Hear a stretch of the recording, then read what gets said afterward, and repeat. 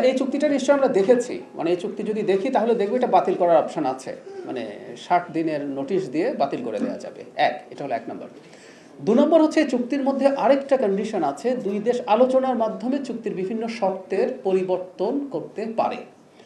তো আমি আমার জায়গা থেকে মনে করি যে অন্তত আমরা পরে যে অপশনটা বললাম যে চুক্তিটা পর্যালোচনা করা, আমি আমাদের আগে সরকারি পর্যায়ে এটার পর্যালোচনা, আমি আগে একদিন আপনাদেরকে বলেছিলাম যে চর্চাটা এখন হচ্ছে, একটা হলো পলিটিক্যাল অ্যাক্টিভিজম, আরেকটা হচ্ছে ইন্টেলেকচুয়াল চর্চা, হুইচ আই লাইক। আমি দেখলাম যে পত্রিকায় কলাম লেখা হচ্ছে যে এখানে কোন কোন ক্ষেত্রে সমস্যা আছে, ভিডিও তৈরি হচ্ছে, এগুলো কন্টিনিউ করুক। আর আমি মানে এটাও একটু বলি, মাননীয় প্রধানমন্ত্রীর সাথে আমি ইস্যুতে কথা বলেছি, আমরা সরকারের মধ্যেও আমরা এই চুক্তিটা নিয়ে কিছু পর্যালোচনা, এবং চুক্তি এটা খুবই শক্তিশালী চুক্তি এবং এটা বাতিল করে দেওয়ার ইম্প্যাক্ট কী হতে পারে নিশ্চয়ই আমরা বুঝতে পারি, বা কোন প্রেক্ষাপটে এই চুক্তিটা স্বাক্ষরিত হয়েছে সেটাও আমরা বুঝতে পারি। কিন্তু ওই যে বললাম, ওই সুযোগটা তো আমরা নিতে পারি যে এই চুক্তি রিকনসিডার করা কিছু কিছু জায়গায়, যে যে জায়গাগুলোকে আমরা বেশি সমস্যাজনক মনে করি, রাষ্ট্রের জন্য ক্ষতিকর মনে করি, হতে পারে মনে করছি, সেগুলো নিয়ে আমরা আগে আমাদের প্রাথমিক বিবেচনা করব, এবং আমি আশা করি যে আমরা সেই রকম একটা নেগোসিয়েশনে তাদের সাথে যেতে চাই। বাতিল করাটা